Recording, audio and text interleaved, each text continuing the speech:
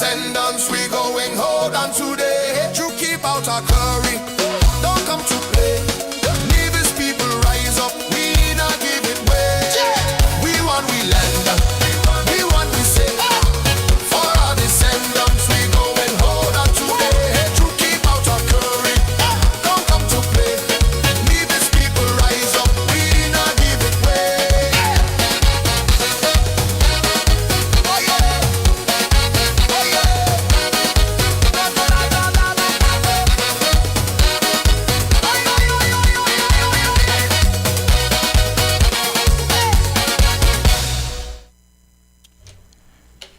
Hello, good evening, and welcome to Tell Me for another week. We are with you, and we will be with you for the next couple of hours, so stay tuned. Yes, if you tell me, I will tell them that tell me is on. Did somebody say tell me? Then tell me about it. Tell me with host Carlisle Powell. There are talk shows, and then there is Tell Me, your very credible source for information. Join us every Thursday night. You certainly won't be disappointed. Alongside Dr. Kelvin Daly. Panic and fear, uncertainty that is compounded by a leadership that appears unprepared, uncertain, and indecisive in dealing with the coronavirus pandemic. And Tulu Weeks. Until God gets a hold of our Premier's life and transform him, he will go from bad to worse. We are tired of playing politics. We need to see policies that will change the life of people, especially those of us in the diaspora. Tell me. Carlisle, I want all women in Nevis to rally for change. Every Thursday at 8 p.m., you can be a part of this conversation by calling 669-7312. That's 869-669-7312. Also available on WhatsApp. For From the Diaspora, 917-460-2187. Every Thursday night from 8 to 10 p.m. with host Carlisle Powell on 2020 Vision Radio and Do you Facebook. know what you're drinking? If you are drinking plastic bottled water, chances are you're consuming plastic contaminants, BPA, and other hormone-disrupting chemicals you cannot see with your naked eye. Those empty plastic bottles take up to 450 years to decompose. In the meantime, plastic bottles are polluting the environment. They are dangerous to the planet and our health. The safer solution is to acquire your own Kangen alkaline water filtration system, and you'll never have to buy toxic bottled water again. Help save the planet and drink clean water for less than the price you'll pay for acid plastic bottled water over the next few years. The Kangen technology is the world's most popular, most acquired water immunizer. For more information, you can call or WhatsApp us on 917-207-1307. That's 917-207-1307. Change your water, change your life. Pico, the way to go for residential, commercial, and industrial wiring, data, security, UPS, and generator installation.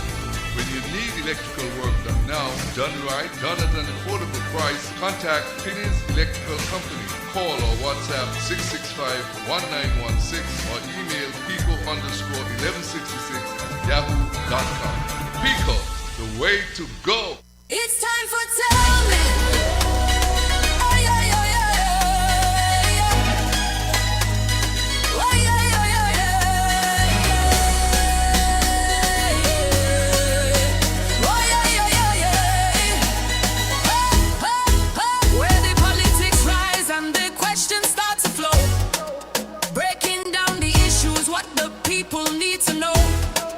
Talking truth, talking life, matters big and small. Tell me,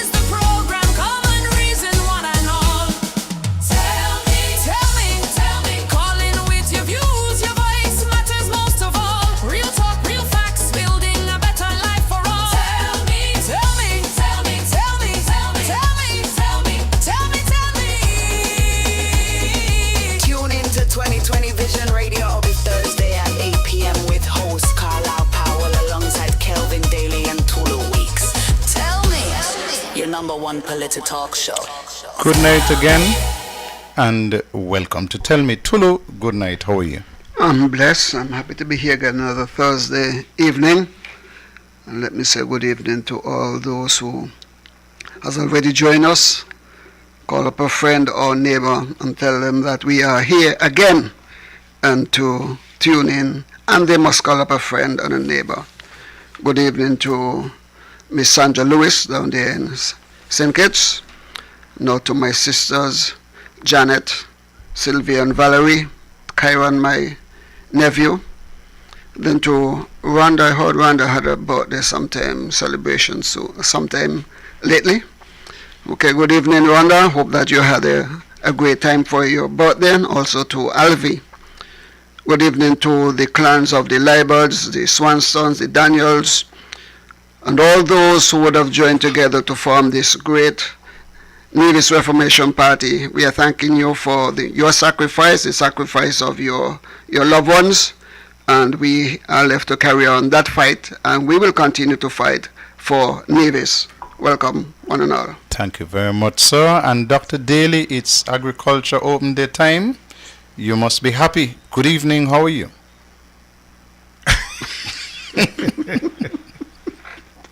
I'm sorry, Doc. I'm really ever at a loss for words. You kind of caught me out in left field. Let me say good evening to my family, of course. My brother Hugh down in St. Croix.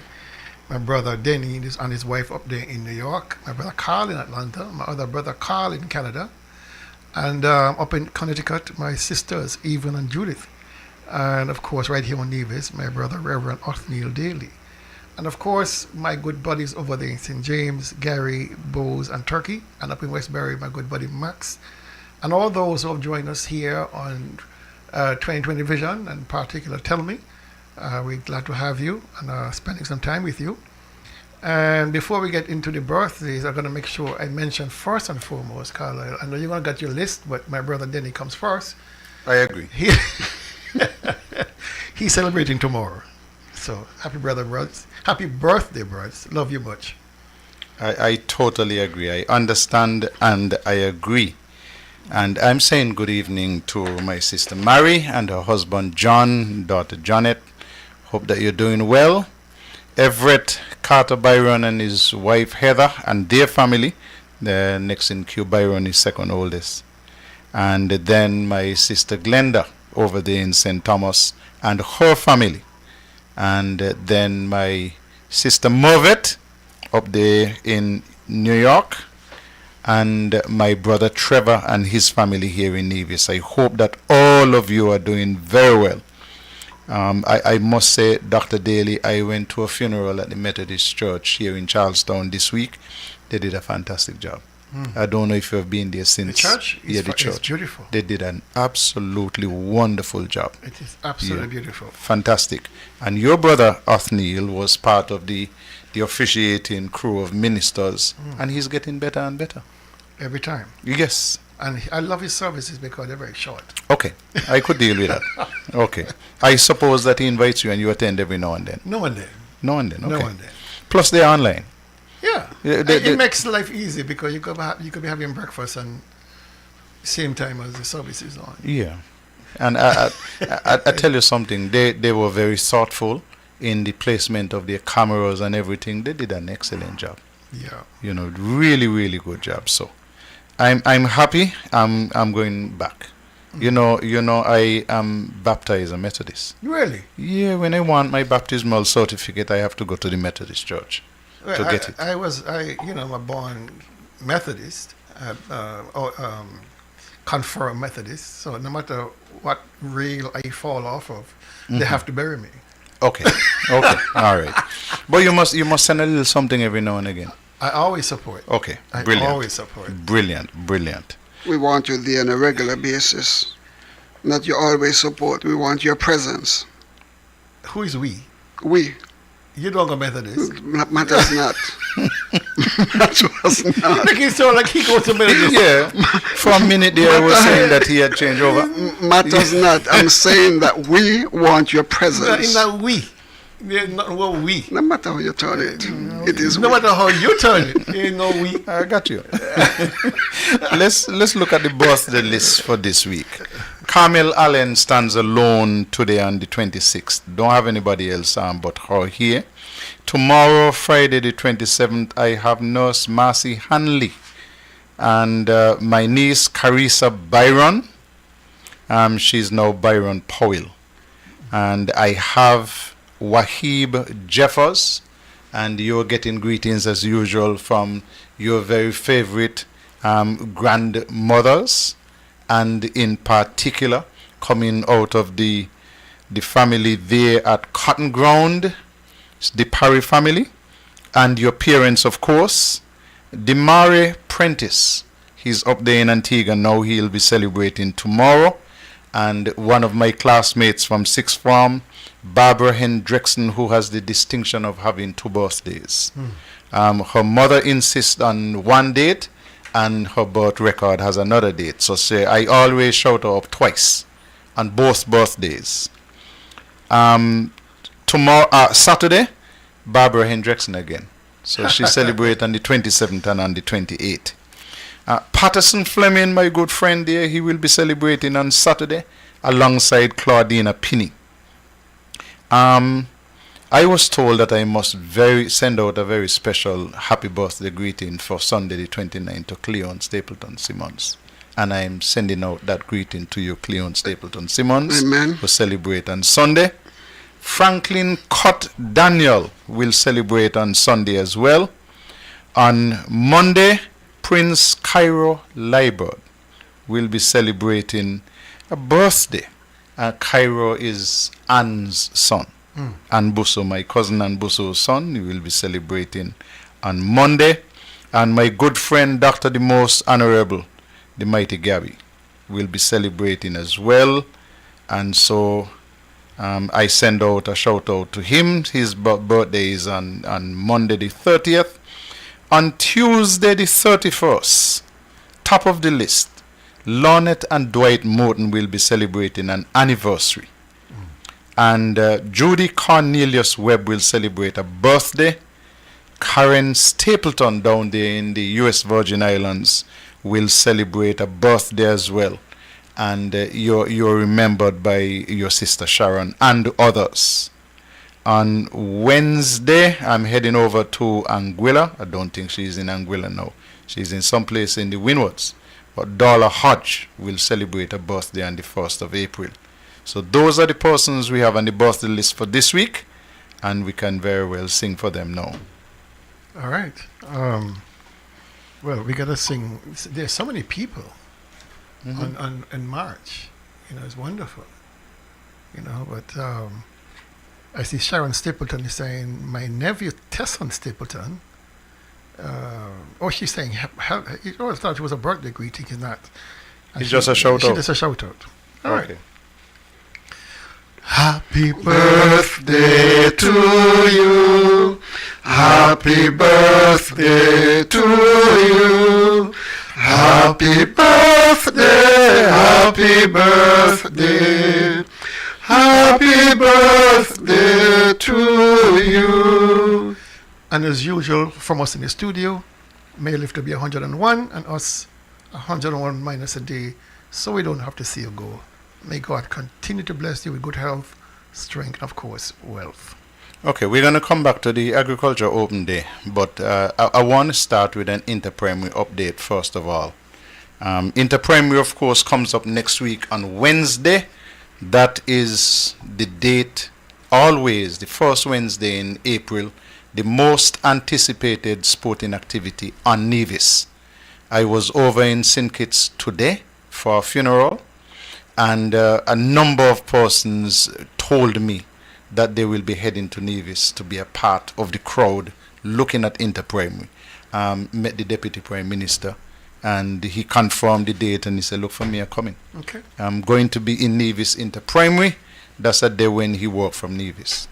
So I'm looking forward to all of my good friends who normally are a part of that. And I should tell you, if you have time off tomorrow morning, you can come to the Mondo track because there will be a runoff for some races. And I tell you what occasioned this. There are now 10 primary schools taking part. And the track is a 9-lane track. And as a result of that, for any races where you have more than 9 athletes registered, there will be a runoff. So if you have 10 registered, you will have 5 and 5. And this does not obtain for the longer races like 1200 and so on, because you can get those fitted on the track. But for the shorter races, I know kindergarten, for example, kindergarten girls, grade 1 boys, they will have a runoff, so you'll split them 5 and 5, and one person will be eliminated based on time. So that's happening tomorrow, starting at 9:30 in the morning. And so parents, guardians, if you just like athletics, or if you just want to get in the mood for inter-primary, you can come to the Mundo track tomorrow at 9:30, and we will see some running taking place at the track, especially these are all sprint races. So you're talking about 60 meters, 100 meters, 200 meters. That's happening tomorrow at the Mundo track. So make sure that if you like athletics and you want to support the young kids, that you come on over. Not every race, only for races where more than 9 athletes were registered. And so please, tomorrow, that's the date and time, 9:30 in the morning, when we'll have the runoff. I think I have about 4 of the athletes from Nevis Academy who will be participating in the runoffs. And we're going to be there, because if you don't show up, it means that they don't have to have a runoff for that particular race. So I will be there with our Nevis Academy athletes, and I don't think we're going to come last in any of the races, so we should use this as heats and glide through finals. On inter-primary day, remember, is all finals. All finals and inter-primary day, we're told to be at the track for 10 o'clock in the morning. They're looking to have the first race, I think, March past 10:30, first race 11 o'clock on Wednesday. So I hope that we will be able to get going and do that very quickly and easily. No, Agriculture Open Day, that's happening. And let me start with a little bit of trivia. Over the years, at Agriculture Open Day, we have been accustomed to the raffle, and a lot of people look forward to the raffle. Daily, you appear in agriculture. What are some of the prizes that you can remember for the raffle? Well, I tell you, I can't remember, but they were significant. Bull calf. There was a bull. Well, that goes without saying. We had always a bull calf on the raffle tickets. Sometimes it's a gift voucher. Sometimes it's a TV. Sometimes, it's some good stuff, some really good stuff. Well, let me put up the prize this year. Okay. See there on the screen. Grand prize. No, you're making joke.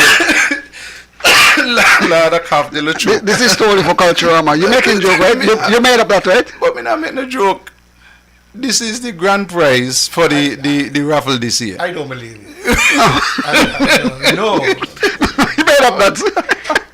That is made up somewhere. Jesus. Listen, Friday at Agri Expo, get your tickets. I don't believe that. Friday 27 March at 4 p.m. Agriculture 30th Expo at E.T. Willett Park. The ticket price is $10, and one of the clowns in the cabinet raffling the suit. That's a joke, man. That can't be right. I would not believe that. Carlisle, I would not. Serious like a judge. You did not made up that no, poster? As serious as a judge. No, somebody playing a trick. I will not. I have to call my contacts in the ministry. I am going up there and I am going to purchase a ticket because I want to frame it. The date when we move from a bull calf to a clown suit. No, I don't believe it. I refuse. I absolutely refuse. I'm putting myself on the record tonight. I do not believe it. Neither do I. Because this is the 30th anniversary of agriculture, food fair, agriculture fair. And I would not believe that the ministry, people who work with me, alongside me, with me, all those years, would have sunk to this level of foolishness. Listen, I'm going to open the phone lines. If If you have seen this poster on social media, please give us a call here and tell me. To tell us that you have seen the poster and that they actually ruffling a clown suit. Paul made up that one. Okay, I'll open it. Let people call in. I'll open as serious as a judge? As serious? No, somebody, no.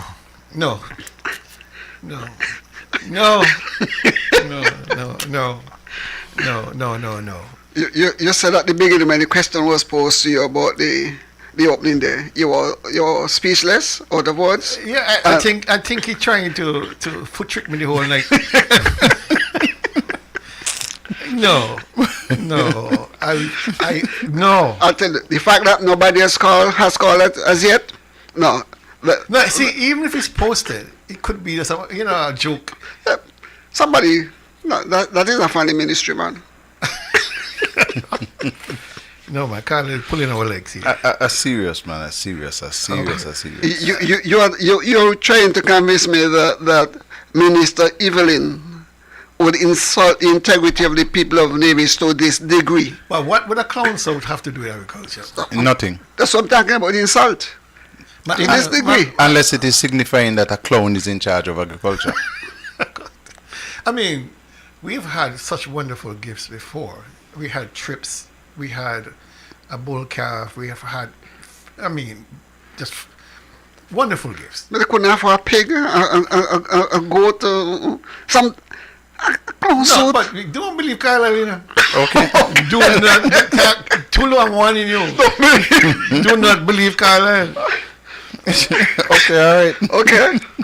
Listen, before we go on, Millicent Cornelius, my good neighbor, says we should say happy birthday to her brother, Randolph Leiber at Happy Hill Drive. So, Randolph, you're included in the list. That's Ronins, right?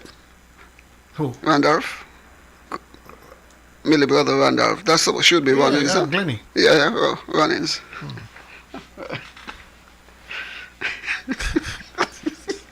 Okay. This must be April 1st. This got to be April 1st.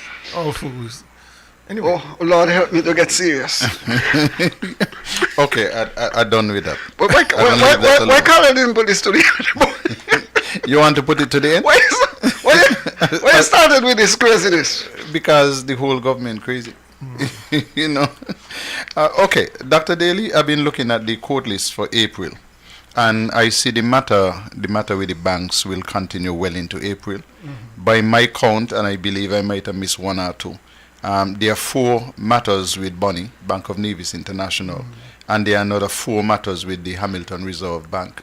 So they're going to be keeping the High Court very busy. Very, very busy. There's actually some hearings on the 31st or the 30th. I can't remember which day. These are for April. Yeah, but I think there's one.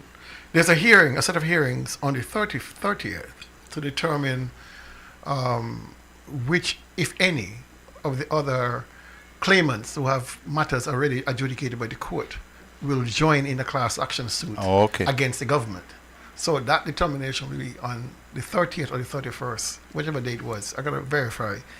And then, of course, in April, you now move into more prosecutorial matters with both Bonnie and about an HRB.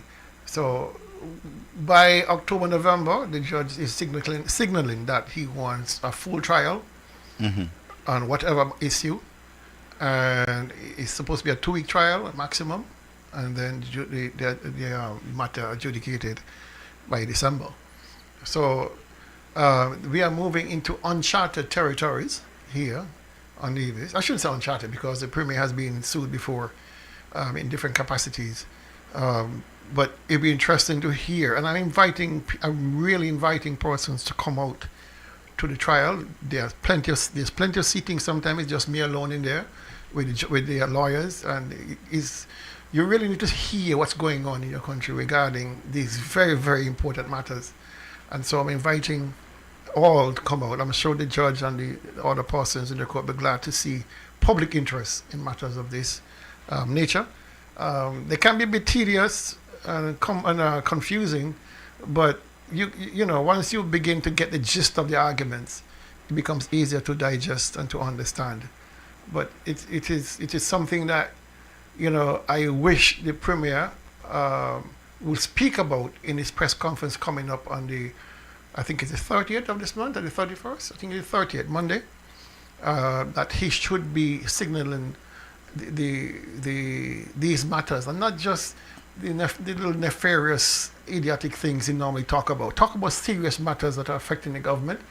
I think, you know, it'll be a good thing for him to have those conversations with the public. I agree, but I'm not even sure if the Premier is going to address those matters at his press conference.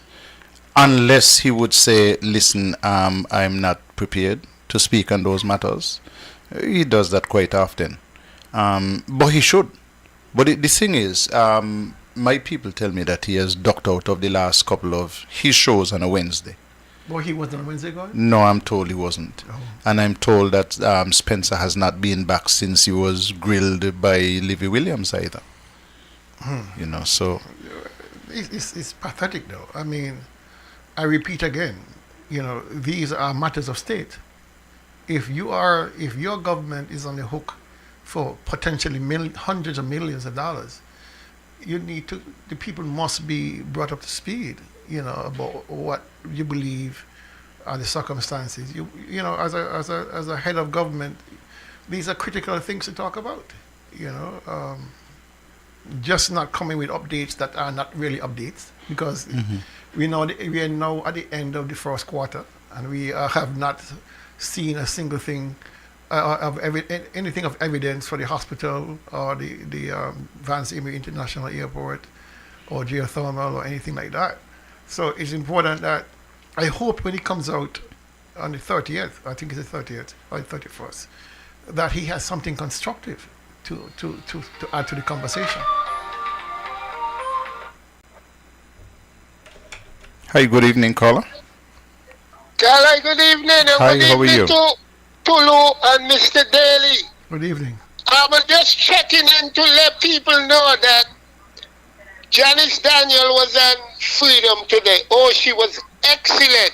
And that young lady who called in just after me, she was superb, Carla. She understand what's going on. Janice can jam them, man. She could talk to one of them. Don't mind. He don't be saying all kind of thing about her. This is women time. I out, Carla. Thank you very much. Thank you very much. Yes, I agree with the caller. I did listen. And she was really on top of the game today, as usually she is. But today, she was swinging. She was better on Monday night? Because she was fantastic Monday evening. Today she is almost like she was on a mission. Okay. You know, she held back no punches, and she let it fly. And so I think people appreciate that sort of forthrightedness and the kind of not confrontational, but certainly assertive position that she is holding on different issues.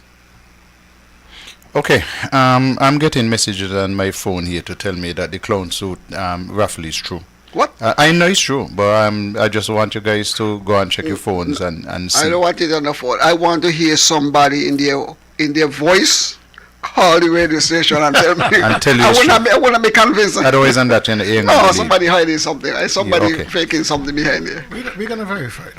We're going to verify it. Yeah. Wait, so when you find a call, let me know. Sure. Definitely. Okay. I don't want it from Carlisle. You don't want it from me.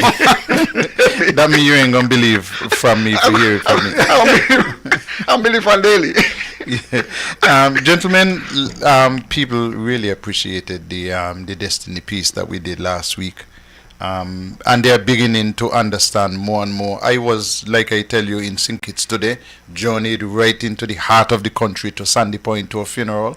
And so many persons stopped by to say, hello, how are you doing? After they recognize the voice and saying, tell Tulu and Dr. Daly hello, and we appreciate what you're doing and saying about Tell Me. and the destiny lands and that kind of stuff. And listen, my technical people went and found something from Kenya, and I want to put that on record right now. So let's look at that. This Israeli developer is building a controversial real estate project in Kenya. We want people who come to live with us and live our dream together with us. And people across Kenya are outraged. Africa is getting recolonized. That's a fact. Is Kenya losing land to Israel? Colonial Israel is getting ready to enter the fray. The developer says he wants Israelis to come to Kenya and create an agricultural community with Kenyans. We want to bring the dream of a community between Israeli teenager and Kenyan teenager. How did you identify this land? I think God brought it.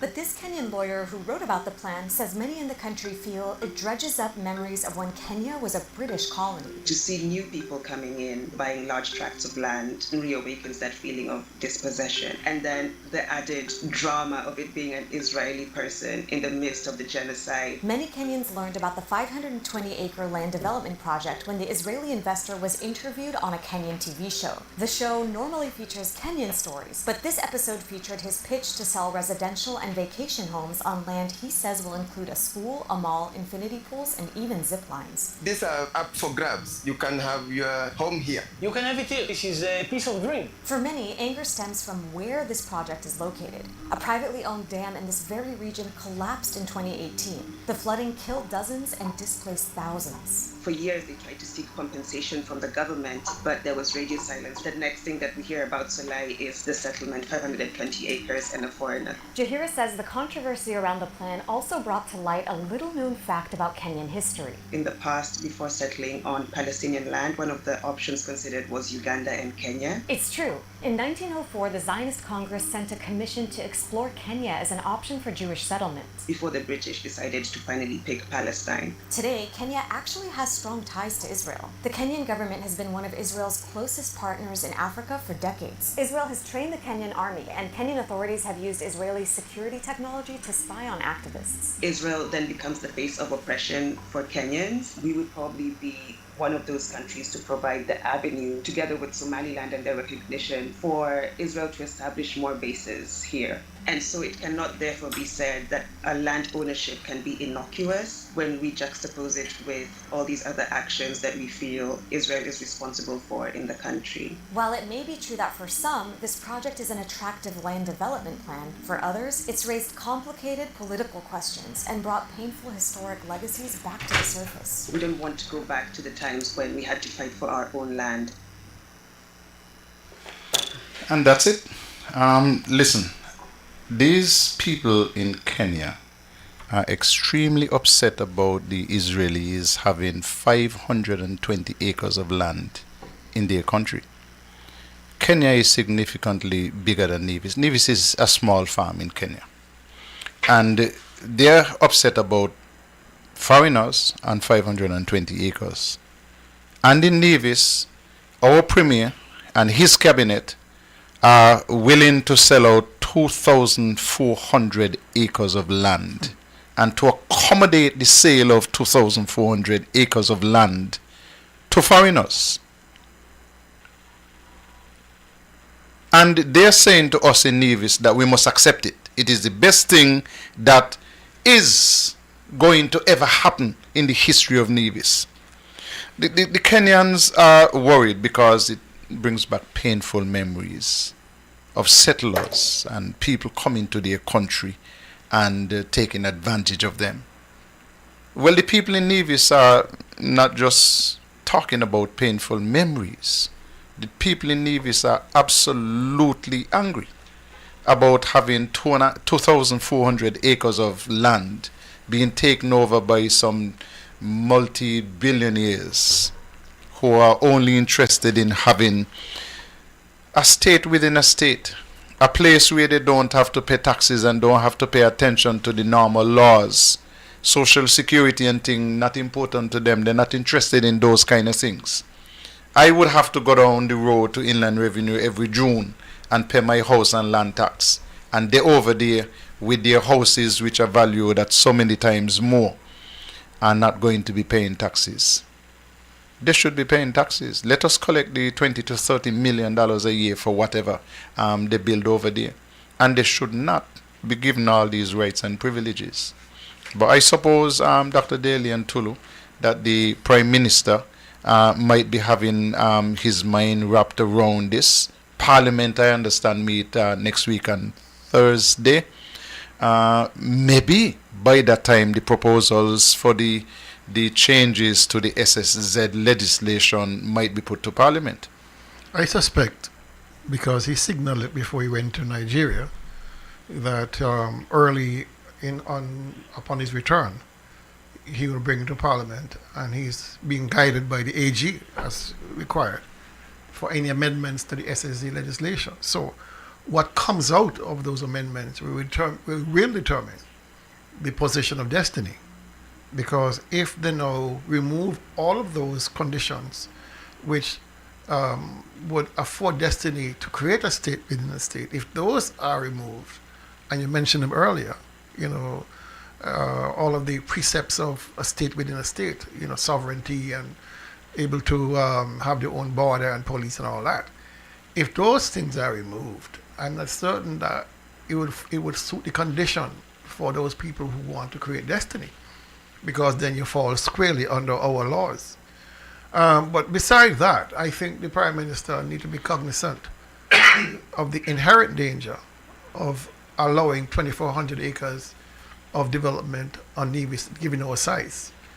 He needs first and foremost to protect the best interests of Nevis, and this is not in the best interest of Nevis when you have 4 square miles out of 36 going under forever. I don't see how any government who has the power to say no can say yes to this, regardless if they adjust the SSC, regardless of anything that would address the constitutional conflicts or the issues of sovereignty. It is just a very, very dangerous position to put Nevis under. Hi, good evening, caller. Good evening, gentlemen. How are you tonight? To God be the glory. I am going to sidetrack a bit.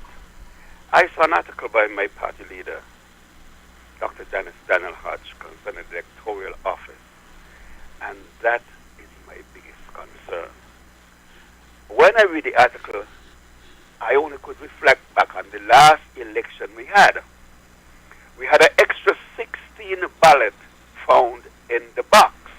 Well, I have worked election day for my party for years, and I know what go on in there. I am saying that the government appointed 2 people to be responsible for what is happening in on polling day. And I am calling on the supervisor of election to disqualify the 2 people who are being paid.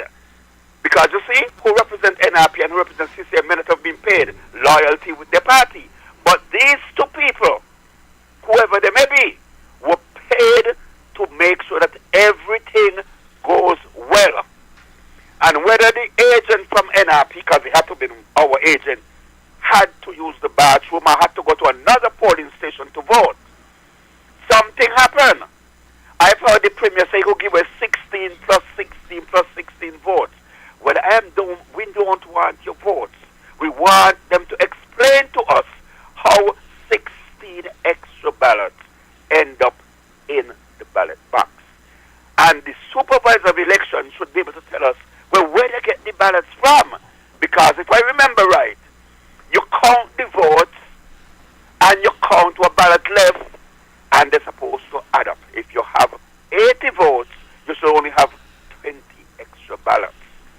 I don't think that when you hear who win the election, that is all there is to it. We had more than enough of this. You're getting pauses during the election night for 4 and 5 hours. I don't know where's the supervisor election at that time, but I am calling now on the Prime Minister, who used to demonstrate by himself. He was the one who tried to our attention if we didn't even know that something is not happening there. And I am asking the supervisor of election not to bring back the retired supervisor of election, because so much things went wrong the last election. So when people overseas are saying, well, this party winning all the time, a retired supervisor of election was asked to come back to work, and he was allowed to come back to work. Those things are not right. And when we're talking about democracy and free and fair an election, it must start from the electoral office. Because whatever go down by the India, that is the result you're going to get. Supervisor of the election, I don't know you and you don't know me. But I'm calling on you to do the right thing.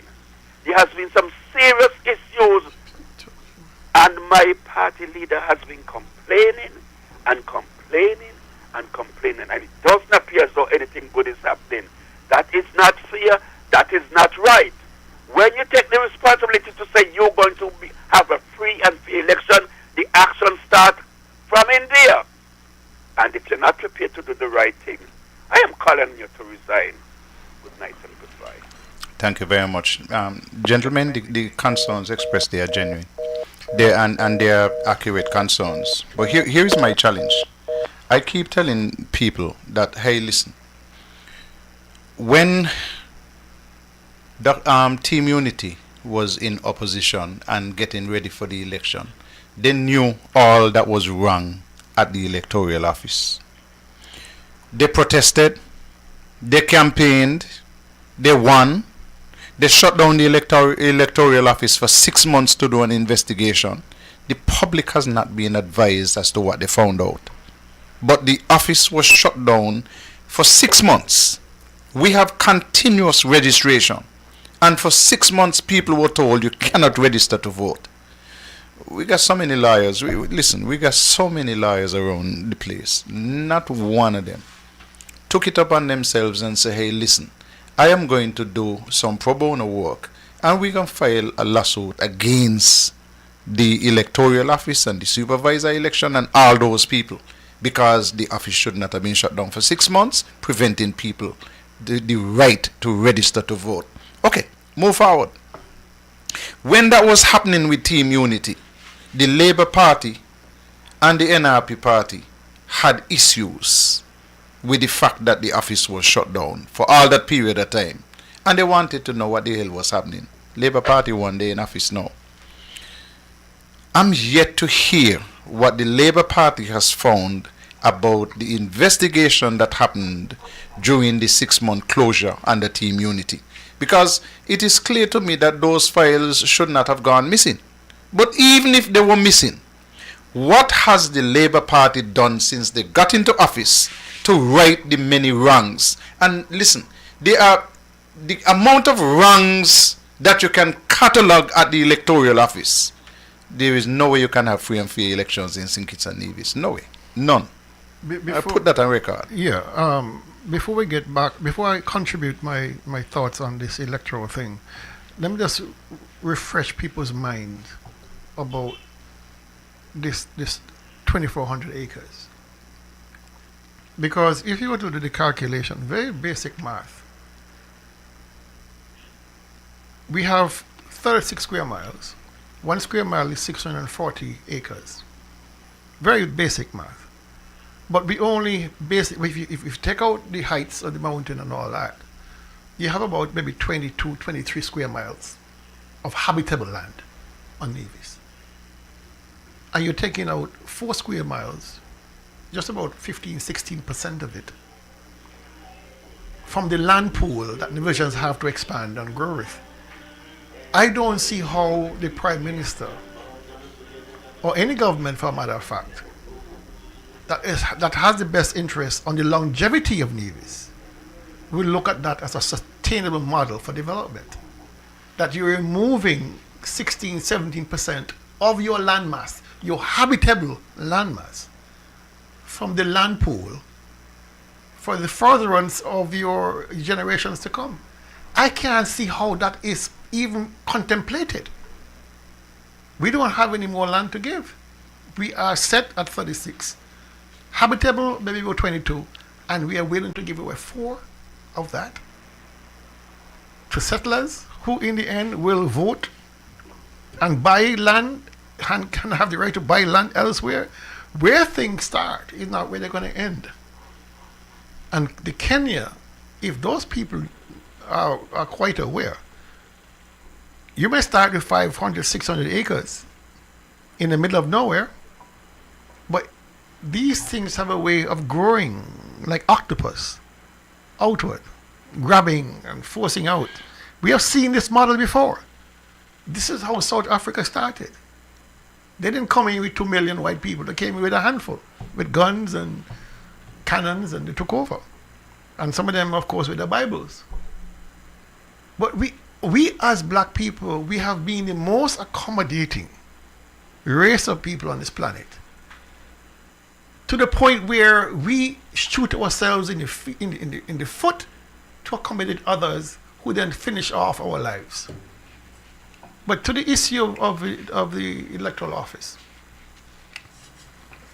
we have been reporting on this from Tell Me and On Target.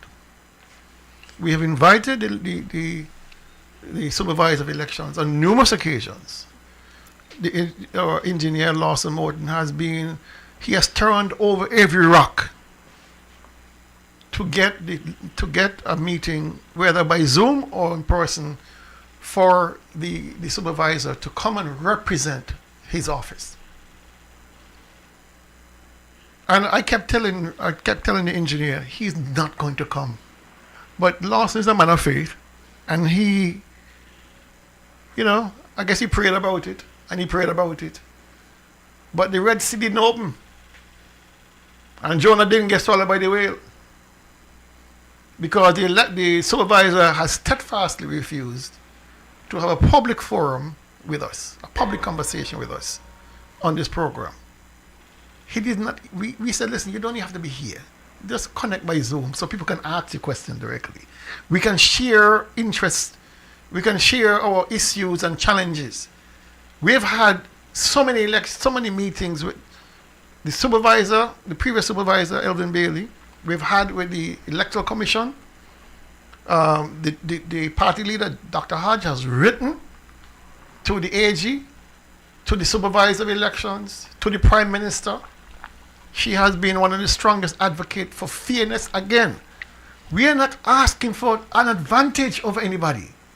All we're asking for is that when you conclude these elections, everybody feels that they had a fair share, a fair shake. Nobody wants to feel that they had an upper hand or they were taken advantage of.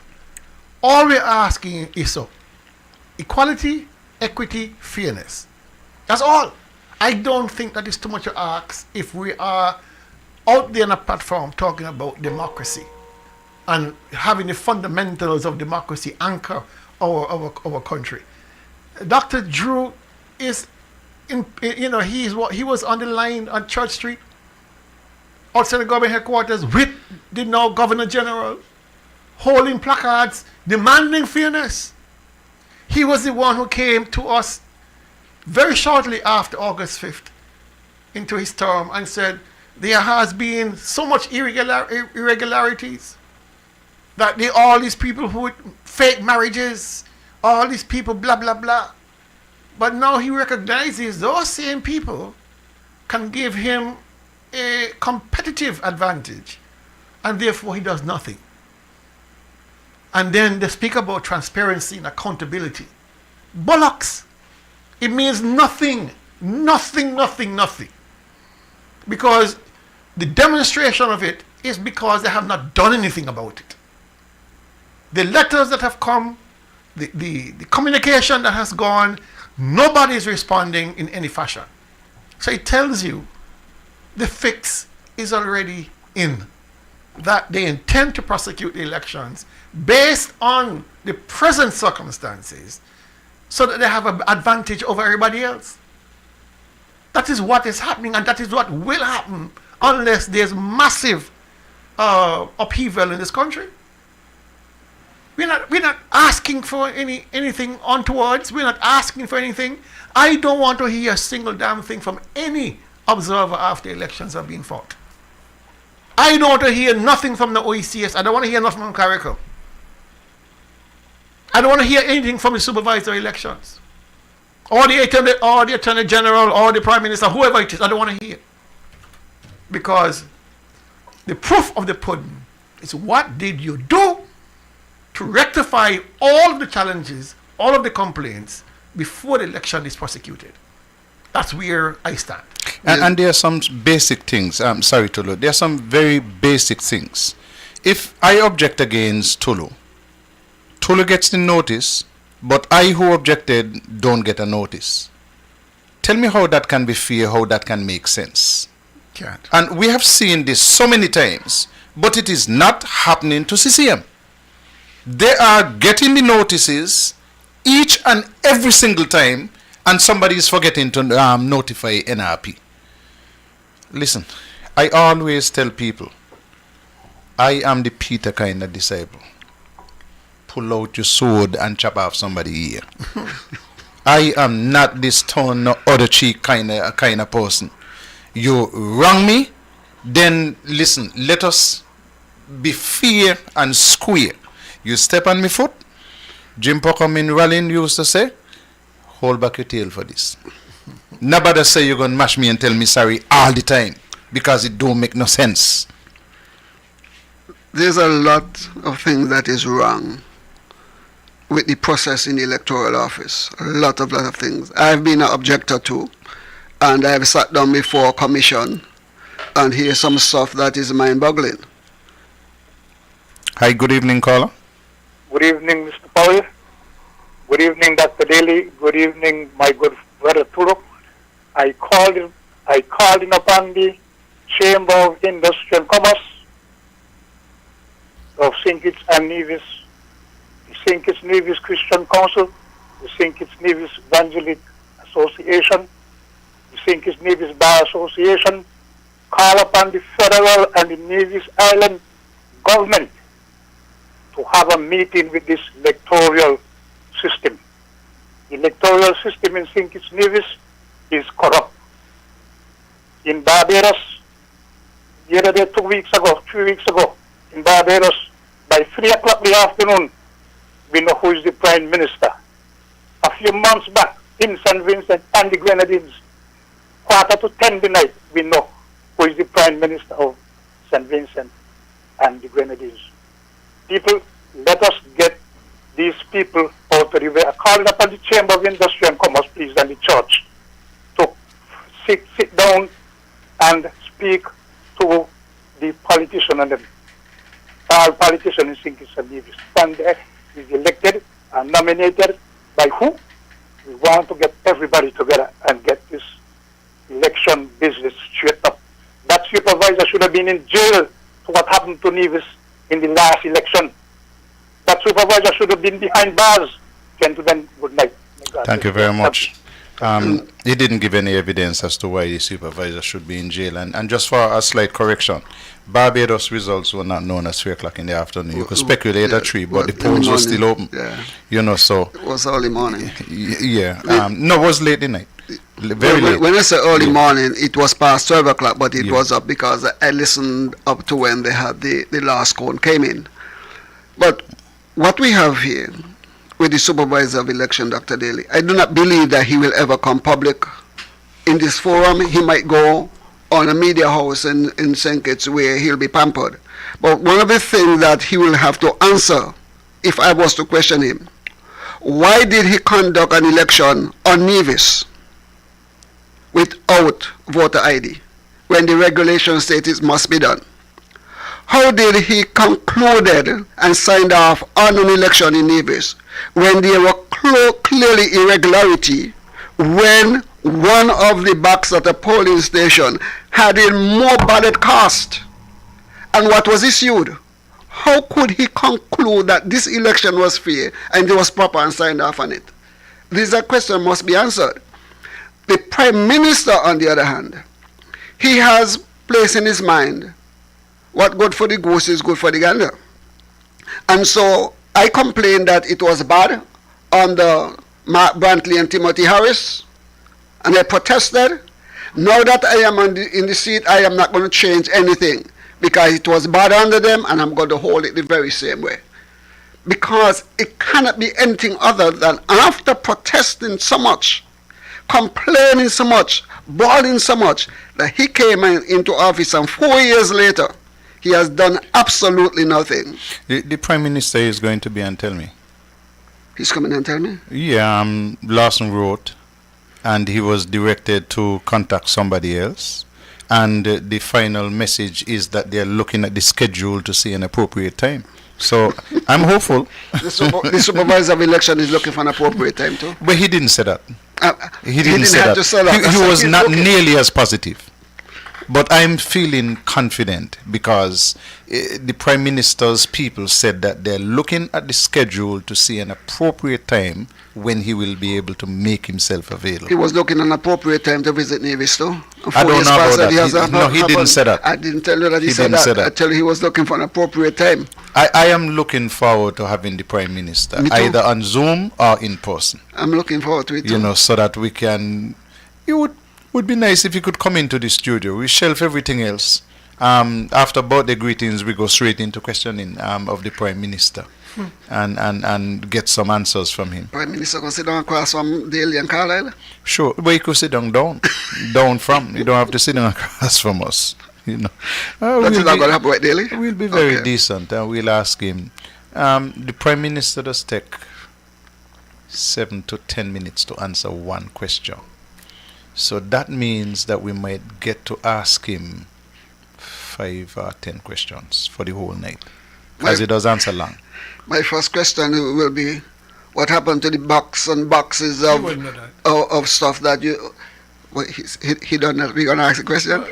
So that's why he's not going to come? No, you got to ask him question that you want to answer to, because he's going to defer you to the supervisor election or somebody else.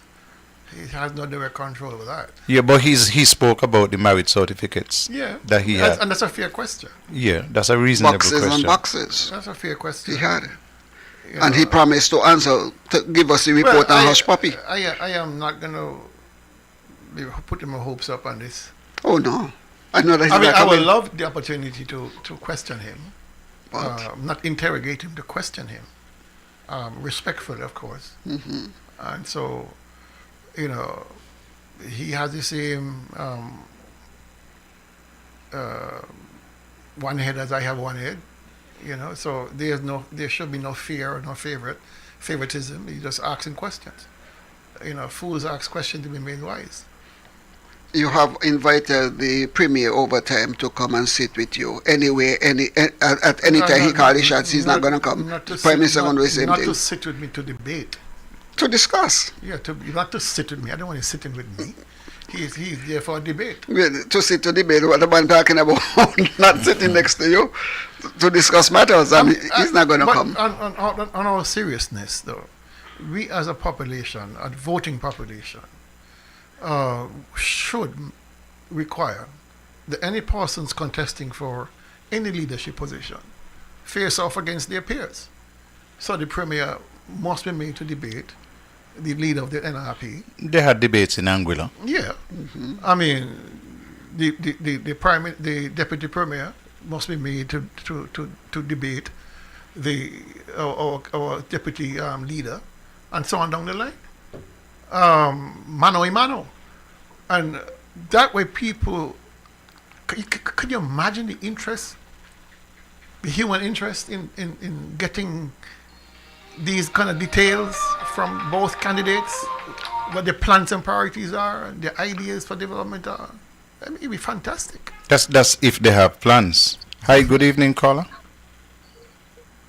Carla, good night again. Good night. Mr. Daly and Tulo. His ears now do I have someone being saying that every incumbent and who running against the incumbent must cut the face off. That's democracy. That is where we want. That will make we system better. But these vagabonds, you know what I'm glad for? The youths them around here getting wise. They can't thief no election. So the gangsters who used to be in public works, he could then come and say you. People judging them, man, from the action. And they better do the right thing, you know. They better do the right thing. Have a good night again. Thank you very much. Gentlemen, we take a little break. When we come back, we want to see if we have any updates on that African trip. But we're going to be taking this break and then we coming right back so that we can continue the discussions. Pico, the way to go for residential, commercial, and industrial wiring, data, security, UPS and generator installation. When you need electrical work done now, done right, done at an affordable price, contact Finney's Electrical Company. Call or WhatsApp 665-1916 or email pico_1166@yahoo.com. Pico, the way to go. Do you know what you're drinking? If you are drinking plastic bottled water, chances are you're consuming plastic contaminants, BPA, and other hormone-disrupting chemicals you cannot see with your naked eye. Those empty plastic bottles take up to 450 years to decompose. In the meantime, plastic bottles are polluting the environment. They are dangerous to the planet and our health. The safer solution is to acquire your own Kangen alkaline water filtration system, and you'll never have to buy toxic bottled water again. Help save the planet and drink clean water for less than the price you'll pay for acid plastic bottled water over the next few years. The Kangen technology is the world's most popular, most acquired water immunizer. For more information, you can call or WhatsApp us on 917-207-1307. That's 917-207-1307. Change your water, change your life. Thank you very much and welcome back to Tell Me. And listen, the West Indies women will be playing cricket in St. Kitts. And you know that there is somebody from St. Kitts and Nevis who is on the team, Jazara Claxton. So we want you to know that tomorrow, I think the first game is tomorrow. So tomorrow in St. Kitts at Warner Park, it will be Australia versus West Indies in the female version of the game. And while I'm on that, I should report to you that the Leewards announced the 14-member squad that will represent the under-16 Leewards team, and they will be playing it in the tournament which will be played in Antigua. At some point I told you that we had sent off 7 representatives from Nevis for the trial matches in Antigua, and I can now report to you that all 7 have made the final team. And not only all 7 have made the final team, but Caris Bolo Farrell, Shatterson, is the captain of the team. So, and that team carries Bolo Farrell, Nicholas Hero, Aidan Williams, Demari Prentice, Deshaun James, Kamari France, and Ryan Marchand, all from Nevis, all 7, and going up there to the trials and making the team. A couple of them are there for the first time. Hero, France, and Marchand going up there for the first time. The others had been to trials before, and so they are now all included. And I think that has a lot to do with the fact that this year the Nevis Cricket Association put in an under-16 side in the 2nd division and put them against big people, so that they could start to prepare for this kind of tournament. And next year they're going to be even better because we have a plan to start with them a little bit earlier. So all 7 from Nevis in Leeward side, I've already messaged them to tell them, listen, don't celebrate too much yet. You just made the side. Now when you make the 11 and you go out on the field, you must celebrate by making runs and getting wickets. Performances are what will count. Who are the coaches of these children, these boys? In Nevis, Wendell Micey Wallace has an academy over there at VOJN, and Stuart Williams is our national cricket coach here in Nevis. So he has responsibility for all cricket from young ones all the way to the senior team. He and Tyler Martin have been working with the side and doing a fantastic job. Okay. Congratulations to them and the entire team. Yep. We said that when we came back we were going to be, what was the next topic? The Africa trip. The Africa trip, yes. Dr. Drew is away, and he has made it clear that he's going to take people, contingents to all of the 5 continents in the world. And so he promised North America, South America, Asia, Europe, and Africa. and he's on the African trip, not for the first time. Remember, they went to this summit last year. My understanding is that St. Kitts Nevis is a co-sponsor of the summit. We are also told that St. Kitts Nevis might have fronted the cost for the charter, but there are other people on the charter. You know, a minister from Anguilla, Minister of Investments, is on that trip down there, and I understand that there are some ministers from the Windward Islands and so on that trip, but no minister from Nevis. Maybe Nevis is too close. One of the things that I found when the Prime Minister made the announcement, he did not indicate that he'll be taking people from other countries. He gave us the indication that they'll be all Kittitians and Nevians, citizens of St. Kitts and Nevis.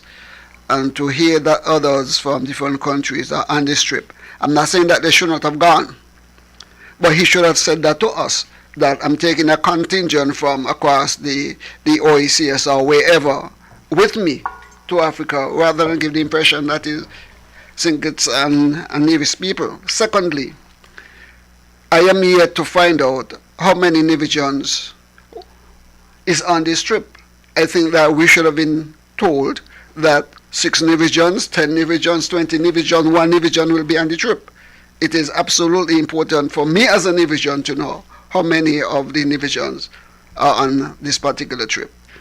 And so the Prime Minister has a habit of what I call dissing the people of Nevis, and he would have done that again to us when it comes to this trip. Dr. Daly, just before this, the Prime Minister was on another African trip. And when you look at it, the Prime Minister spends a significant amount of time out of the country. He is getting very good at governing from abroad.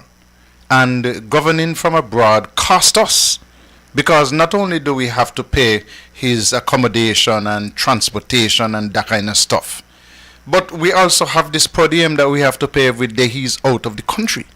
And I do not see when he comes back that he's telling us, like me and Motley did, the trips cost us X amount, but we are getting significantly more from the trips that we have abroad. I'm not seeing that. So I'm wondering, like Mark Brantley was out of Nevis for 80-something days last year. 80-something days. So you're almost talking 3 months. And in a discussion that I had with my son Alan, he pointed out to me, he said, Daddy, listen, I did a comparison with Singapore. And the leader of Singapore, the average number of days that he spends on any one trip out of the country is 3 days. The long trips are 5 days. Normally 3 days. But in St. Kitts and Nevis, we tend to have averages which are much longer.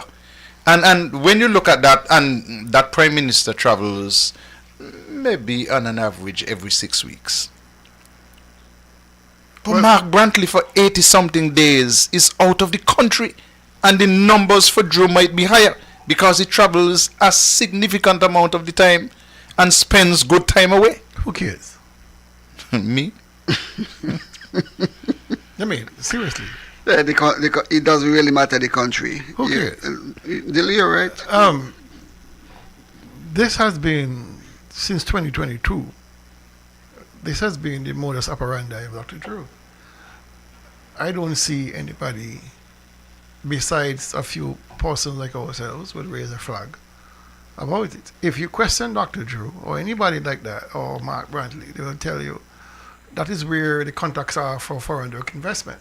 That is where they need to go. But if you look at the model of other countries, how they do it, that job of making those initial contacts and getting the MOUs is left to the foreign minister. And then if there is need for the prime minister to show up, then he shows up. But that initial foray, that initial meet and greet, that initial contact, is not made by the prime minister. It's made by the Minister of Foreign Affairs. So you're saying that the prime minister is doing the foreign affairs minister's job? Basically that. You know, and that is why you have a Minister of Foreign Affairs. during my time at the Ministry of Agriculture, and I keep repeating the same story, because it is fundamental to understand how other countries do it and do it correctly. I have met foreign ministers from New Zealand. I've met foreign ministers from Taiwan. I've met foreign ministers from across the region at conferences. Very rarely have I met a prime minister, because the prime minister is back home doing the people's work, while the foreign minister is out there doing the legwork to make those contacts. So when I met the foreign minister from New Zealand, all of his trade ministers were with him. All of his heads of industries were with him. All of the boards. So he had with him the people from the board, the cheese board, the wool board. You know, New Zealand produces a lot of milk and dairy and wool, dairy, cheese, lamb. So each of those industries were well represented. Those are the frontline contacts that will make the government-to-government contacts, government-to-private contacts, so that if there's now a meeting of the minds, the foreign minister, the minister now, or the prime minister steps in and signs. But here we do it different. Mm-hmm. The foreign minister, the prime minister takes it upon himself to be out there in front, leading from in front. Doing the work of the foreign minister. Exactly that. Hello, good evening, caller. Yeah, good evening to you fellas, man, and the public. Me personally, I want to come forward and make an assumption on that Destiny project. And it's based off of where the Prime Minister's head is right now. If this man is focusing on these trips, do you believe this man has any intention of pushing that Destiny project forward?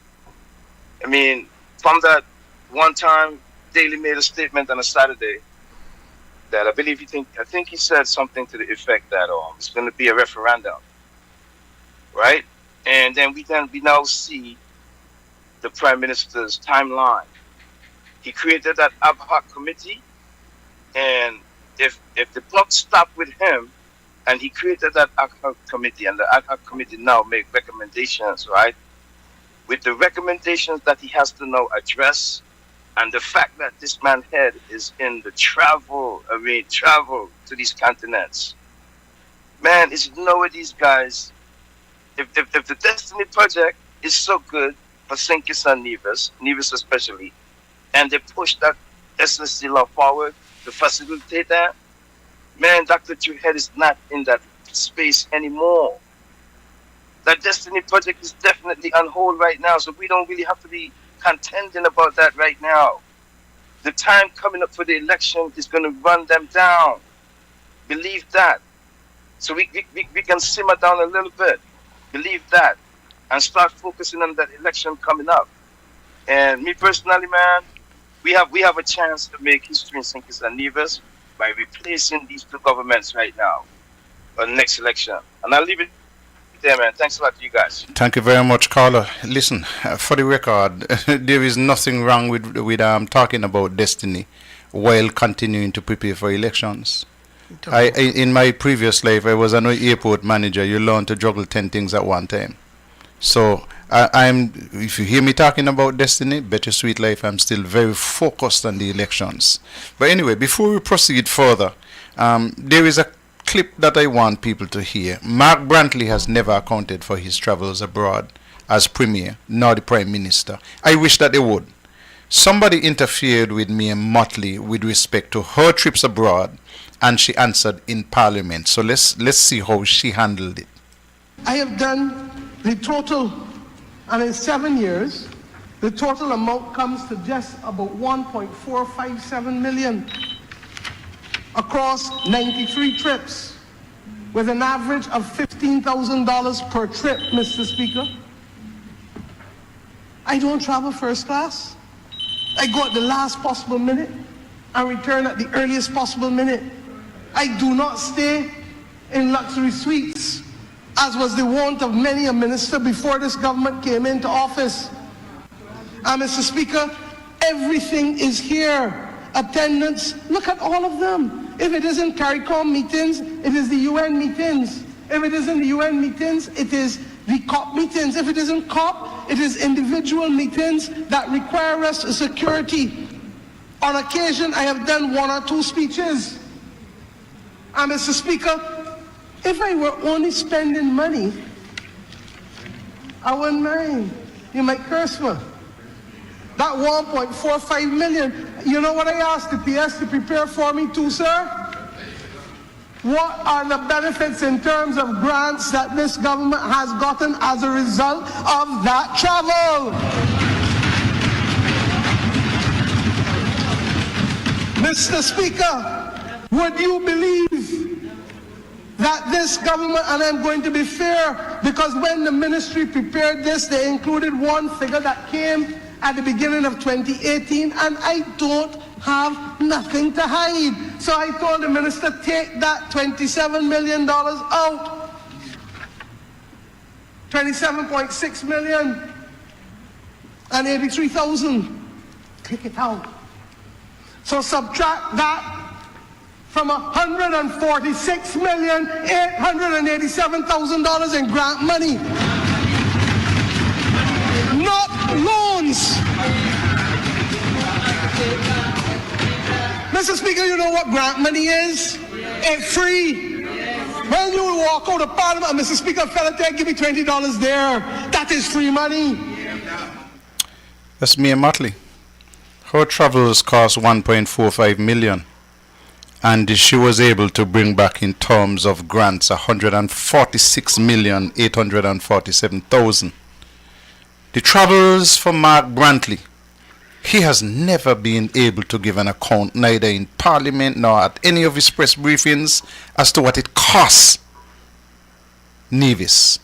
And I tell you something, he's not the kind of fellow who will say he's not traveling first class and he's not staying in high-end accommodation. So our bills for his 80-something trips last year must be significant, especially as those trips are long trips. He has not been able to say to us what he has been able to bring back to Nevis and those many trips abroad. There was a time... hold on, Tulu. We got somebody holding quite a while. Good evening. No, the person how.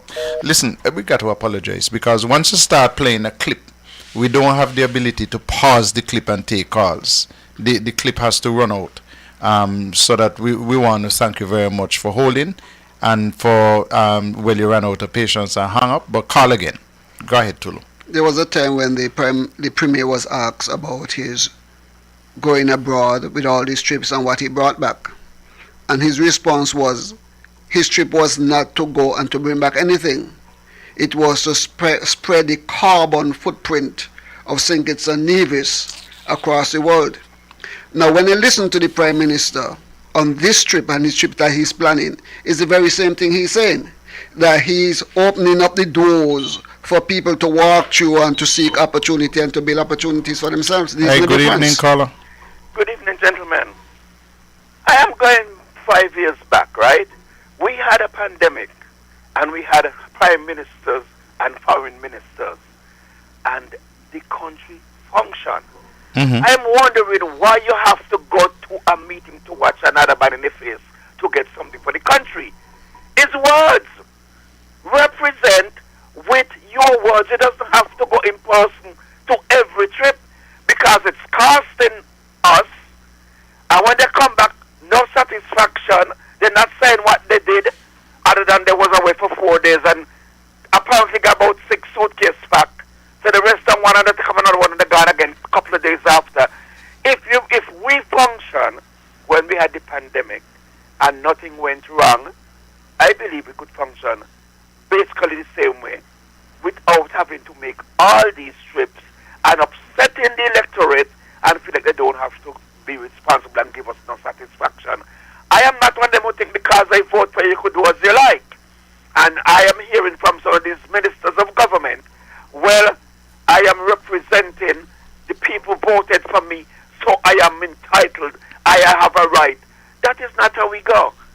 If you think so, and the electorate are complaining. Make us feel better by cutting down on some of the trips and make a Zoom call.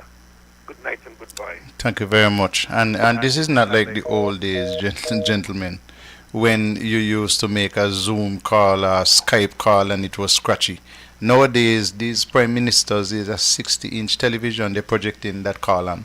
So why do I do a Zoom call when I can go and get my podium? I know of one minister is in Antigua. I'd follow up the station over there. He said that for 9 years he was a minister of government and he did not touch $1 out of his salary. He lived off of his podium because he was always out of the country. And he had no qualms about boasting about that. Yeah, but and so these that doesn't guys, make it right though. It's not right.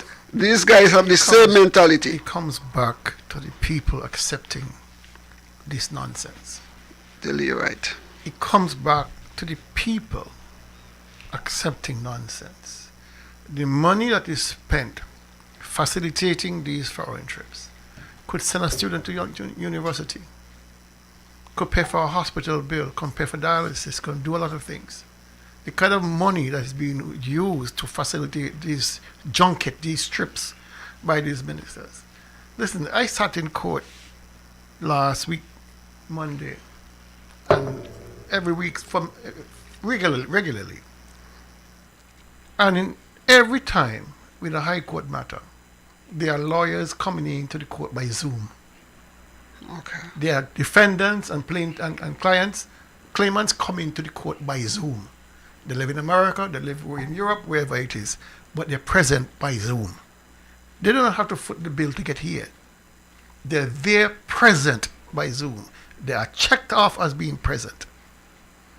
So it shows you, and the caller is right, COVID showed us that a lot of these trips that we used to go on, and a matter of fact, after COVID, the premier of Nevis was insisting we must continue these trips, these Zoom meetings to avoid government expenditure.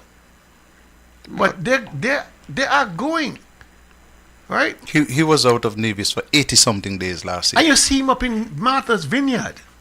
You see him in New York. You see him sucking up the people's money, claiming these are trips. He went to a congress in Grenada on the people's dime, a political congress. Where he went to a barbecue in America.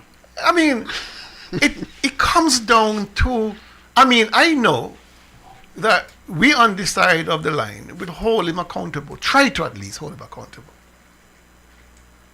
Why is it that his own supporters are not holding him accountable? So, Brantley, I got a child looking for a scholarship. I got a child who can't buy lunch for in school. And if you were to leave that money here, perhaps my child will get a scholarship, my child will get a lunch program. But we do not do it because we are so busy waving the flag of our own respective parties that we absolutely refuse to hold anybody accountable for anything. And that is the biggest default or fault of so-called democracies, where people are not voting on common sense, they're voting political, they're voting tribal, and the politicians know it, and they take advantage of it every single time. And that's why we get the results we're getting. If people want to say, listen, do not do this on both fronts, whether NRP or CCM or independence, because it is inherently wrong and wasteful, they won't do it. But when only half of the choir singing from their own song sheet and your half singing from your own song sheet, then you get this empowerment of ministers who feel that they're above the law. Do you think it matters to the premier? When the premier will say to the island that your voice ended the day you cast your ballot, that's the type of disrespect he has for us. He's talking about us on this side. Oh, just attacking to people. Because he knows he has a free pass on the other that side. Oh. So. So he's not talking to us. He's talking to his base. he's talking to his base, and he knows his base going to back him, irrespective of what we say. Because you know what they're going to say? I'm just jealous. I heard a quote from... Leave the premier alone. They're going to sing all kind of, sing all kind of praise while they sucking salt and he eating caviar. It is a funny thing. But one thing I know is that, boy, every dog I day. And it will come to an end? And it will come to an end. When it comes, you're going to crash. Someone said there is one thing that is worse than evil, is people finding a way to justify evil. Let me say one more thing on this matter with the trip. It's a continuation of a trip that was last year. All right? Just let the call and I'll come back. Hi, good evening, caller. Oh, it's me again. You know what is sad about the whole situation, Carlisle? When I look at our elected representatives, as we from the Caribbean, most of us come from very humble beginnings. And these people who has elevated themselves to the top doesn't seem to want to help who is down there. You are 3 steps up ahead of me, fine. When you take 2 steps up, you're gone 5. Help me get up to you. Still 3 steps ahead of me. But the supporters are dead set in trying to oppose the ordinary man. Oh, you want to say that about me premier. You want to say that about me prime minister.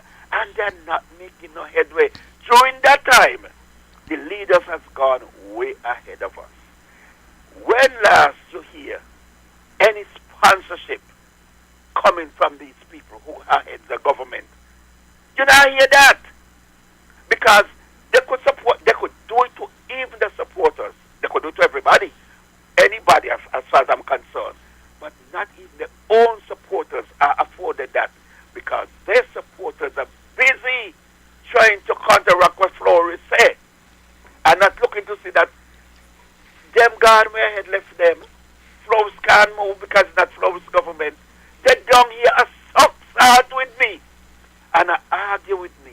And the person who they praising up and shouting for gone way ahead of them. When they look back, they don't see them nowhere, and so they don't help. Good night and goodbye. Thank you very much. Boy, that's a big point. Listen, we're going to take a little break, and we're going to come back. But this one is a musical break. And then after that, we're going to be back with you for more discussions. We want some updates. Yeah, yeah, yeah, yeah, yeah, yeah, yeah, yeah, yeah, yeah, yeah, yeah, yeah, yeah, yeah, yeah. We gather for the press conference, we gather by the screen, hoping for the updates on the things we never seen. Every time the same thing, but we still tuning in. Praying this time they go tell we something genuine. School in town had a fun day, children laughing in the sun. Health fair in the village, fishermen picnic was fun. Last week we had some rain, swimming classes start next week. Sports meet results again, but we was right there in the heat. But as about geothermal, no update. As about the hospital, no update. Airport development, no update. Poultry plant again, no update. Road improvement, no update. Fair share report, still no update. We're tired of the waiting, tired of the merry-go-round, tired of the answers that never touch the ground. We want some transparency, we want the truth to show. Not the same old stories that we already know. Geothermal project, no update. Hospital wing, no update. Airport expansion, no update. Poultry plant, Still no update. No update. fair share numbers, No update. Nevis deserve better, the people deserve to know. Nevis deserve better. The people deserve to know. Progress for the island. Let the real updates flow. Give we the truth, give we the facts, not the same old talk circling back. We want the updates straight and clear. Not no updates every time we hear. I don't have an update at this time. I apologize, but I don't have an update. My update. If I knew you would ask, I would have come with an update. No updates. No updates. No updates. No updates. No updates. No updates. No updates.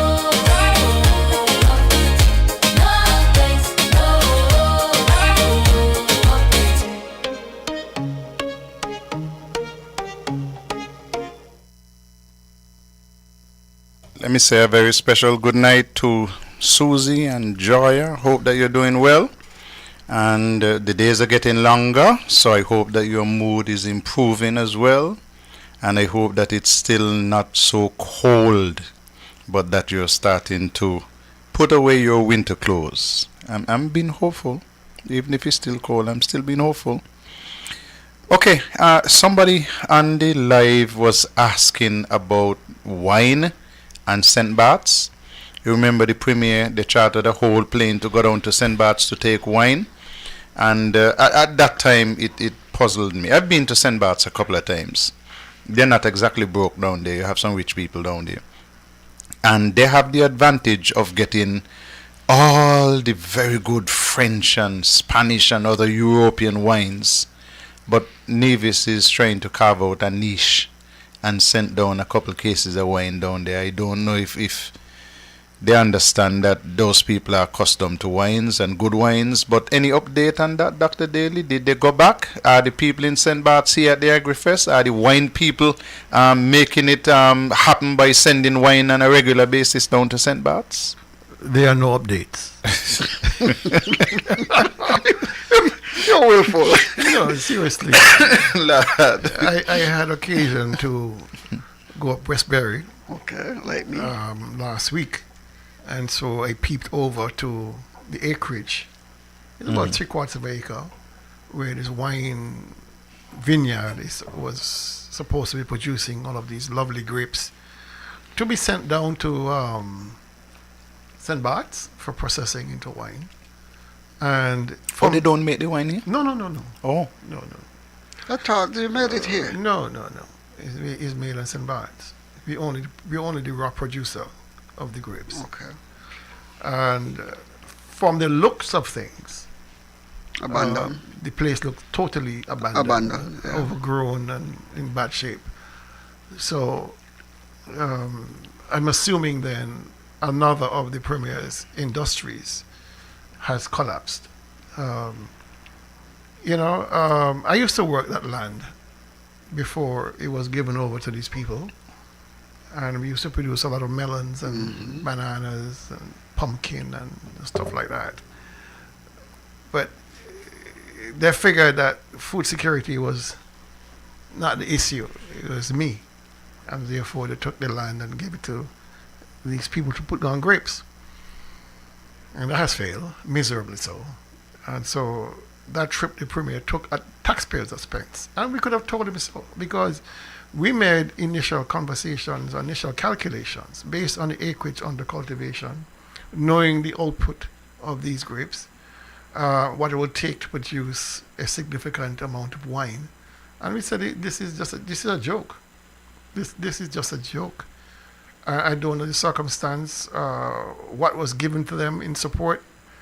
But what I find is the premier is so gullible, so easily fooled by these people. Once they have an accent, once they don't look like us, he has this almost like an inferiority complex. He feels less than, because I've never come across a man who is so easily led down the path. Things that he would never do to accommodate his own people, he would do to accommodate others. You know how much divisions in Westbury, Fountain, Mount Lily, when I was working that land, was say, listen, Daly, when you finish, I want to use that land because I want to do something too. You know what people wanted that land? But they gave it away, to these people who promised them wine, a wine industry. A wine industry. or Nevis going to be, just like the film industry, just like the aggregate industry, just like the trucking industry, just like the movie industry. I mean, it is just one failure after another. And every time he fails, he says, we have to be bold. We have to be on the cutting edge. And I find Dr. Drews now saying the same things about his trip to Nigeria. We are bold. We are opening doors. That's the excuse now. Yeah. Hi, good evening, caller. Yeah, good night, Carla, Jerry, and the rest of the panel. Good night. And then the Nevis Donald Trump is like a drowning man. If he catch a straw, he feel like he gonna be saved, right? The man is so light that it's easy to be fooled. And what he's doing now, fooling his supporters and the other people who don't back him, they vex because we talk the truth. You see that song where you play, Carlisle? That's an anthem. You got to put that in your archive and let that they run on 2020 vision. Let people understand. Sometimes you don't get the message out by speaking to them, but music. They have all the truth, the knowledge inside that song, what people really want to know. So they're going to listen to it and they're going to understand. True. I make that song. The song is a very, very good song. I have to push it. People don't study news and the people say, but people study music. And the young people, let them understand what we're really fighting for in that song for them. I'm going to listen out here. Thank you very much. And we got a number of those songs which have been compiled and are here in the folder. We need to get them into the library so that they can play during general circulation. Yeah, but I have said that we need to take a careful look, not just at the Southeast with respect to what an NRP government would do. Forget about Destiny. That project should never ever be given the green light. But NRP should continue focusing on what it would do to open up the Southeast and Peninsula, just like it did back in 2017, and talk about the road. Because once you put a road in, that's a road to development. It gives people access to the area. And the same way that these people are looking to put in villas that will be tax-free, NRP could open up the area and let landowners put in their own developments, and collect taxes from those people. That to me makes a lot more sense. So I figure that is something that we can talk about. We need to keep in focus the hospital. No party and no premier should get away with spending $25 million on a failed project and having to spend an equal amount to finish the project. Project was supposed to cost $18 million. The hospital extension project is now at about $25 million. And the Premier has said quite openly that the problem with the project is lack of funds. They're going to have to spend an equal amount at least to what they have spent. So they've spent 25, they got to spend another 25 to finish a project that should have lasted for 2 years. I mean, the St. Jude's in St. Lucia is one of the problems that caused Chastany to lose the election. Mark Brantley should have been under so much pressure with this $25 million he has thrown away at the hospital in Nevis that he should be afraid to come back to Nevis when he goes abroad.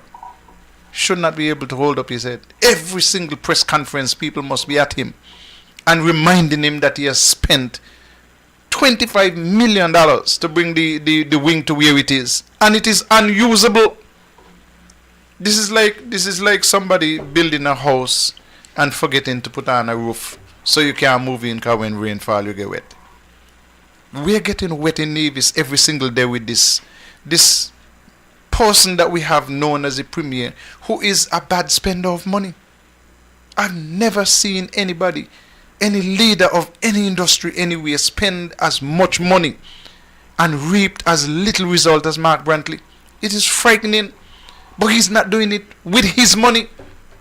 He's doing it with the people's money and on the people's time. By the way, somebody sent me a picture some time ago where he was selling a minicare on the Premier's page. And he was helping to sell real estate on the Premier's page. But he don't know anything about his wife's business. But he was selling cars, second-hand car on the Premier's page.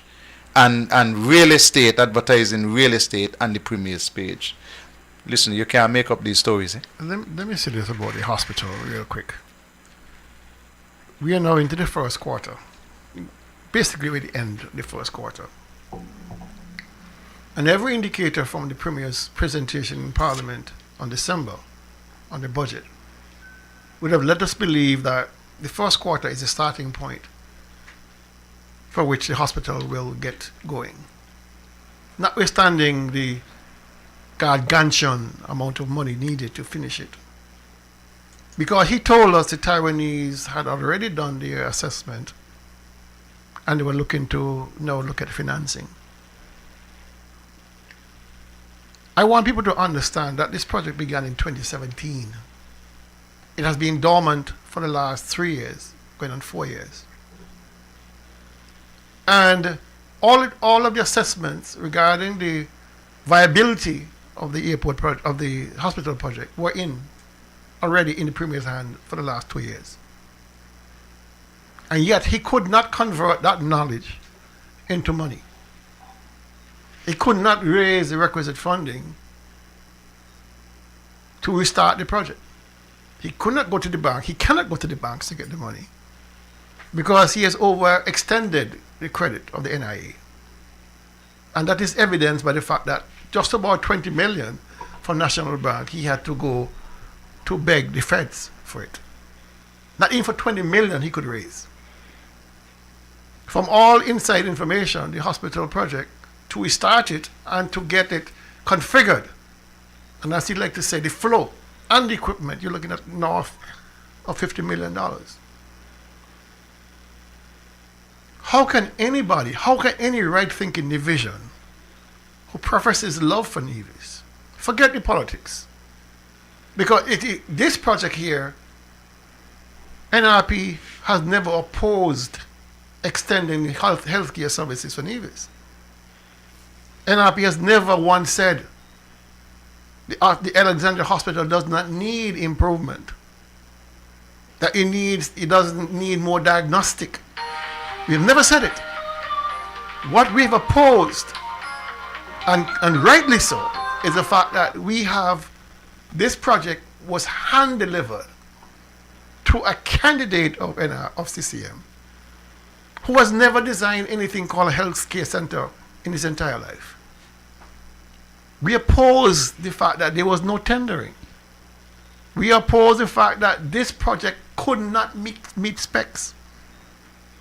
And look at it now, we were proven right in it. We were proven absolutely right.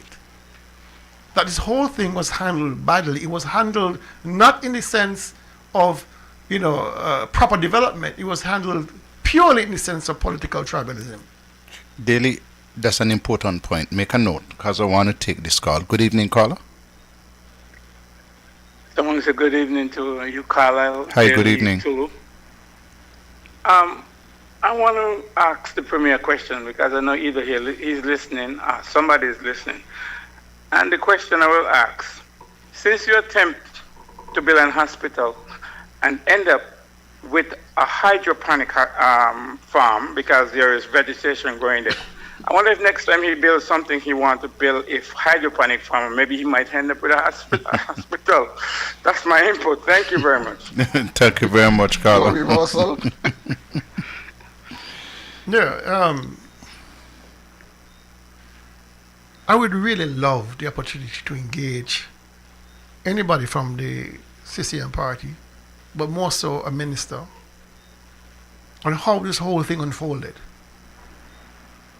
I would really like the opportunity to have a one-on-one conversation with Spencer Brand, with the junior minister of health, the senior minister of health, any member of parliament or cabinet, or any supporter of this party. Because I thought the first act as a bona fide member of any organization is to be honest and truthful to the party. And if you cannot hold your own party to account for what they're doing, and you're going to excuse everything wrong that they're doing, then aren't you doing a disservice to the same country that you say you love?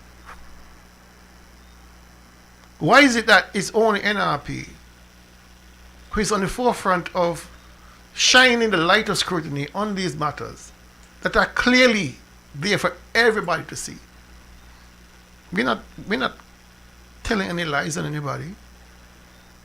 We are simply trying to hold the government to account for the people's money. That is your money. That's our money. So when it goes and when the Premier misuses it for these projects, without any accountability, without any transparency, breaking every law of tendering and bidding for projects, it should not be just NRP. We are just the flashlight to shine on these matters. It is for every one of us to say, nah, this is not good. Because in the same breath, you're asking for dialysis care. You're asking for diagnostic care. In the same breath, you're asking to send you off for medical treatment. In the same breath, you're saying your child wants a scholarship. In the same breath, you say agriculture budget should be expanded, that education should be expanded, that you need more technology in the schools. But if you are sanctioning the wholesale loss of revenue from the Treasury on these projects, then how are you to afford these things? How we are on a limited budget. We know by projection how much money comes into the Treasury every year, every month, every quarter. We know how much we get from grants and how much we can borrow with loans. It's not an infinite amount of money. And so when you sit down as a person and say, listen, you know, that $20 million, that $25 million that was lost to the hospital, I can think of a million things to do with it that will get more productivity, more satisfaction than what has happened. So the challenge that we all have, not just CCM, but NRP and those who are neither NRP or CCM, is to think quantitatively about cost and benefit. Because you do it every day in your own daily lives. If your paycheck is $3,000 a month, you got your budget. You know how much this is gonna, you know, your rent or your mortgage, your car note, you know how much your food is, you know how much utilities, you know, blah, blah, blah. You've laid it out. Anything over, you got a little savings. Why are we allowing this government to approach it from the other end? Just spend, and then you look back and say, you know, we ain't got nothing left in. We had not planned for this. Why aren't we holding them to account? Why is it that it's only those of us in the opposition? And I'm glad that we are doing it in service of the people. But we're the first to get cussed for trying to save their children and their grandchildren and everybody else, rather than appreciating the work that we are doing. I leave you, Premier Lord. Mm-hmm. I grudge you, Premier. I mean, it is really weird. Really, really weird. I feel like we are in a time warp somewhere where up is down and down is up, in a kind of an Orwellian society where animals, you know, become the humans and humans become the animals. I don't know where the hell we're going, tell the truth. Because things that people should find objectionable are worshipped. Things that people should be outraged about are ignored. It's amazing. When people find a way to hate you for doing good, they will only accept that which is evil, because it is clear for all to see, even including the very present Premier. They were saying that NRP was doing too much. Okay? But people believe them. And that's what I'm saying. people believe that foolishness. It comes back to our thinking, okay, that we are willing to accept nothing rather than appreciate something, an improvement. Clearly, the former premier would have said to us, Van Samri, that you do not need any education. All you need to do is to love your country. The present deputy premier would have said the very same thing. You don't need any degrees. I don't have any. And so you do not need it. So we have settled and said, let them benefit. There was one preacher who said, do not worry about them reaching themselves. Let them rich, and when they reach, they're going to get so much riches, they're going to vomit, and then we're going to get the vomit. So the preacher was willing to accept the vomit, and there are people who are willing to accept the vomit. That's not my preacher from Upsall. Get the story. Ask me now. Okay. I will not man, I have to try something. I'm not going on that road with you. Listen, gentlemen and listeners, I have somebody who I consider to be a friend. And they told me just last year that they had been voting for CCM since 1987. Wow. 1987. And I kept telling them, the person works in construction. I kept saying to him, listen, you are voting for the CCM. You make sure that you and your children can have a place to live. He's still sharing a room in his mother's house. And he's now getting Social Security. And I tell you something, when you get old like me, and he's older than me, you see the same 8-inch block where you lift up when you're 30? Mm-hmm.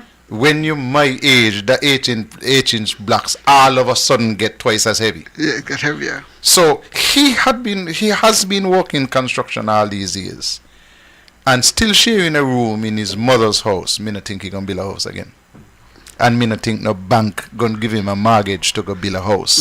But he has been voting for the same people for 40 years. That is the mindset of some people. But how is this beneficial? It doesn't have anything to do with benefiting me. But how is it common sense? I am looking at what benefit the minister. Okay? It has nothing to do with me. I want them to flow and flourish, and then... And by which time, the minister representing Charlestown was able to get the job to design the hospital, to collect significant sums of money. I mean, you're talking 7 figures, and based on what I'm hearing. And if that is the case, and collect 7 figures just before an election to help with a campaign, you're telling me that that is right? And then he turned around and got 7 figures again for a proposed development on the South Coast. Through CBI. No. You mean he got what they call them? CBI receipts? No, not receipts. Not receipts. He didn't actually get money. CBI shares? He had shares. CBI shares. And he was supposed to sell those to convert so them to money. So he have access to that amount in shares. At least another 3 figures, 7 figures, or 6 figures in shares. Okay? But which he would be able to convert. All I'm saying is that our people got to use common sense. Common sense, not so common. What I find, a significant amount of the people who I encounter who continue to vote the same way, regardless of how tight the shoe is fitting, their primary argument is that NRP would have done something to them 20 years ago. What? And they can't tell you what? Well, most of them can. In 20 in some instances, one fellow told me in 1971. Yeah. That he heard that somebody on the platform said something about his grandfather. Yeah. 1971. Yeah, so you get this situation where it's no longer about good governance. It's about a personal vendetta about somebody who might have and who probably done that long time, but you're condemning an entire party and a country. All right, not even the party, because the people who are in NRP, Dr. Hodge, she's a businesswoman. You know, they're not out there begging bread; they're helping you to make bread. So you're not really punishing individuals. or punishing a party, you're punishing a country. That's what you're doing by continuing to hold on to this grudge. You know, the funny thing is, if we were to apply life's lessons to politics, you know, a lot of people will come up short. You know why? I know one guy, of course, could not call his name, but he don't get so much bite. Right? He don't get so much bite. There's no party body ain't get bite on. And he keeps coming back for more. You like it? You get to a point where you get comfortable in a certain situation, you know, and you accept it. That, you know, you belong to a tribe, and that belonging is very much more important than that not belonging. I'll give you a real life example. I had the fortunate circumstance to teach at CSS. And especially, I love to interact with the students in the lower forms, the A4s and A3s. I love those kids. Because they're very real. They're not a circumstance, they're very real. And one student said to me one time in a discussion, "Really, I know where I belong, you know. I know where I belong. I know who my friends are because they're just like me. And whatever we do, we know we got each other's back." Mm-hmm. You see all them people up there who said they're bright? Can't trust them. People become tribal in how they think and how they feel and how they recognize and how they relate. And so even from that young of age, 15, 16 years old, they're already tribal. We call them gangs. But what difference is their gang to what's happening in politics? Isn't that the same gang? Tribal? Mm-hmm. What's the difference between their gang and a bunch of doctors or lawyers who know the truth but stick to their gang? So we all are gangs. We all are in little gangs, and we don't feel comfortable operating out of that gang. And that is the danger of this kind of cycle that we are refusing to break. And that's why I say I admire the people, the voters in Angola, in Barbados, in Trinidad and Tobago, in St. Vincent, that said, hey, I might have belonged in a gang before, but that gang ain't working out for me. So join next gang. So I'll join another gang and hope for the best. You know, so we isolate ourselves in these groupings that we feel comfortable about, and to hell with everybody else. And a lot of this fight against NRP, it's not really a fight against NRP, you know, it's a fight to remain relevant in their own gang. Thank you very much. Tolo, closing statements. Well, again, it was good to be here. And I want to encourage all Nevians to continue in the fight against destiny, understanding that you and us has everything to lose. We played a clip earlier about the people in Africa. Where is in Africa again, Powell? Okay, who is Kenya, who are up in arms against 550 acres of their land to be given to a developer to develop as they like, similar to Destiny. And here it is in Nevis, we are encouraged to give up 2,400 acres plus, because there is no cap. And our leadership want to make us believe that that is good for us. And so I'm saying to you, join in this fight. Let the Premier and the Prime Minister and all those who are in the government understand clearly that we are not for this. And one of the ways that we are going to make it known to them is to really come out and to protest. The Premier of Nevis was able to organize a protest in his best interest and create a ruckus and a riot in Charlestown for himself. It is time now for us as a people to get up and to demonstrate for ourselves and also for our future. We cannot afford to do what the Premier says, to bring in a set of people into this country, 10,000 families, and said to us that we must look at them and us ourselves as two different entities, and that we must learn to coexist together. That is a slap, that is an insult, that is a takeover. Let us stand up against that. Good night. Thank you very much, Dr. Daly. Oh, I thought I had finished, but... Oh, no, you have a second opportunity. A second opportunity. Well, let me throw something in real fresh. I would have been... Somebody shared a podcast out of Trinidad and Tobago with me, and I must give credit. Gigi Williams-Skeet, she always sends me some good stuff, and so I pay homage to her for sharing that with me. And it had to do with the occurrence or the discovery of yellow fever in Trinidad and Tobago. All right, they discovered it in monkeys or primates. You know, we are of the same primate family, and anything that occurs, any disease that you find in primates, can affect humans as well as apes or chimps, monkeys. So they found it in a group of what we call howler monkeys in Trinidad, and yellow fever is a virus that is transmitted by the Aedes aegypti mosquito, which we have in abundance here on Nevis. If you don't know the Aedes aegypti, it's the one with the white legs, kind of banded white legs. They are very present here on Nevis. And once an infected person comes into the Federation and is bitten by the female, of course, of the Aedes aegypti mosquito group, then they can easily spread yellow fever. Now, yellow fever has some of the same symptoms that you will get with COVID, except that you will get a very jaundiced look in your eyes, yellow eyes, but the same kind of muscular pain, back pain, headaches, fever, and of course those persons who are compromised with their health are the first to really feel the brunt of it.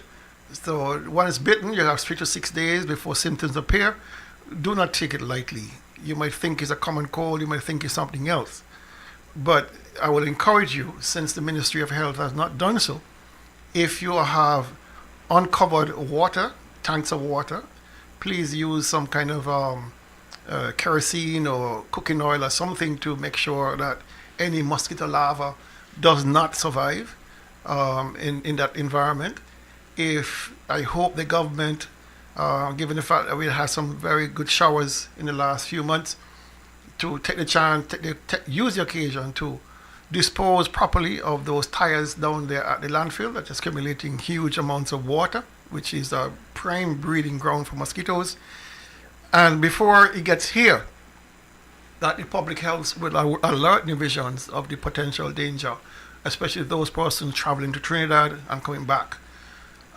So my concern, of course, is those persons who live in areas like the public dump over there at Long Ground, and environments of Cherry Gardens, Prospect, Bath, Long Point, Budgeon, all those communities.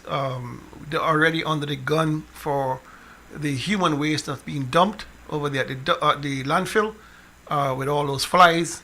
They're carrying a multitude of diseases, viruses, bacteria, and of course fungi and those kind of nasty diseases, including typhoid, including cholera, all kind of gastrointestinal diseases. Those persons who will be going to the Mondo track on Wednesday for the interprimary, I would ask the vendors to make sure that your food is properly covered, to avoid any contamination from flies in that area, because just across the road is a dump. And of course, those persons who will be in the stands, be careful of any mosquitoes in the area or the flies landing on your children's faces or the faces of the elderly. So I'm just using this chance, this opportunity to alert you that there are real dangers before us, and we must be cognizant of that. Good night. Thank you very much. And a lot of people are paying attention to the war down there, Israel and America, sending all kind of bombs and so on down to Iran. And Iran retaliating, saying that, hey, listen, your friends are my enemies, and bombing everybody. I am paying a little bit of attention to that. But I must tell you that I'm paying much more attention to the situation down in Cuba. Why? Because they're right there in our backyard. And the Cubans have been through a lot. They are now facing a blockade.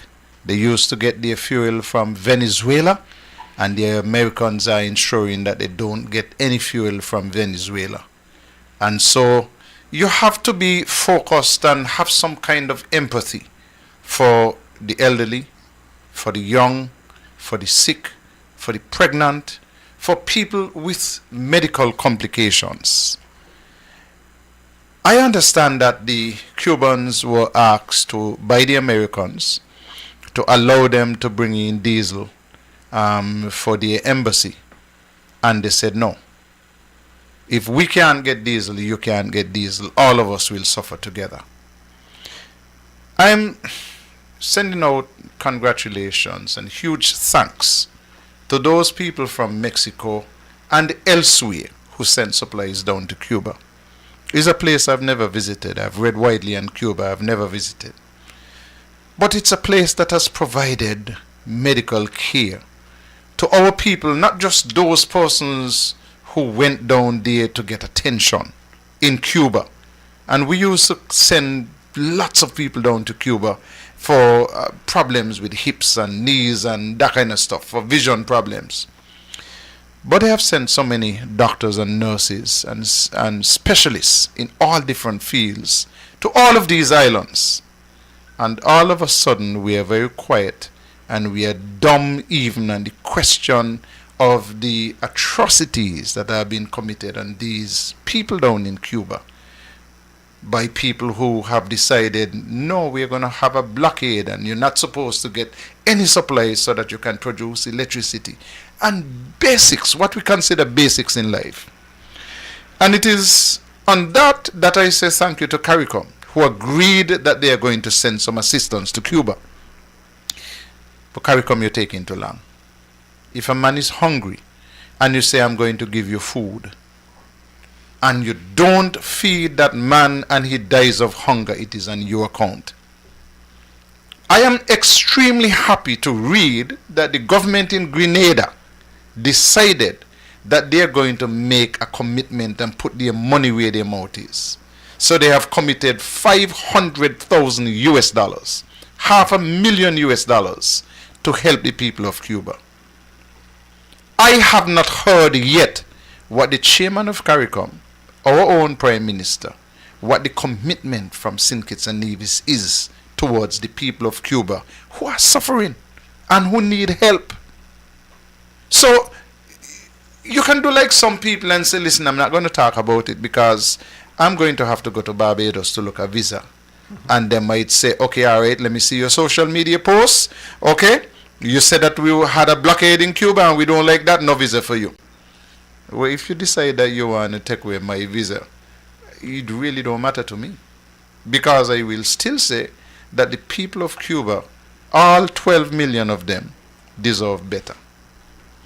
That you can say that you want regime change for all you want. The people of Cuba have been living with their government since 1959. Some people who want regime change did not make any noise when you had the dictators in Cuba doing as they feel like. I still believe that the people of Cuba deserve help. And however we are going to get it done, we should get it done. We should make sure that we talk. You just talk. Because in the final analysis, the Americans mightn't listen to you, you know. They had a major vote in the UN because they wanted slavery to be declared the greatest atrocity, the slave trade, the greatest atrocity in the history of humankind. And in the final analysis, America, Israel, and Argentina still voted against. There are some countries, those European countries who enslaved Africans and transported them to all parts of the world, who abstained. But America, Argentina, and Israel voted against. The vote carried. But they voted against. You could talk from now until you're done. And you see, black people have this history since the white man went to Africa of closing the eyes and kneeling down and praying and saying that God will take care of us. And all the time when the white man who introduced you to God tell you pray to God to take care of you, he's saying, and while God taking care of you, me gonna rob you. And I'm saying to you, all you got to do, if you want to pray, pray. But when you finish praying, you must still say, and having prayed, this is how we are going to help the people of Cuba.